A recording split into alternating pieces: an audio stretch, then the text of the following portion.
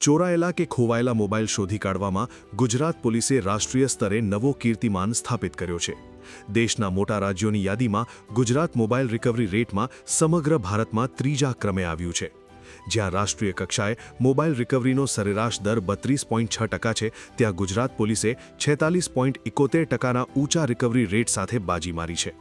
Telecom વિભાગના સંચાર સાથી પોર્ટલ અને CEIR મોડ્યુલના અસરકારક ઉપયોગથી છેલ્લા એક વર્ષમાં કુલ 53,564 હેન્ડસેટ સફળતાપૂર્વક મૂળ માલિકોને પરત કરવામાં આવ્યા છે।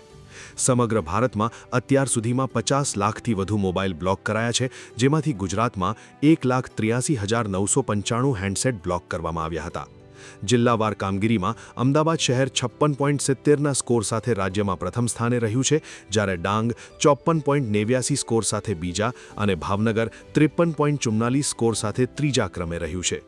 અમદાવાદ શહેરે સૌથી વધુ 25,500 બ્લોક વિનંતીઓ સામે 4,935 હેન્ડસેટ રિકવર કર્યા છે, જ્યારે ડાંગ જિલ્લો 77.33%ની ઊંચી એક્યુરેસી સાથે બીજા ક્રમે રહ્યો છે।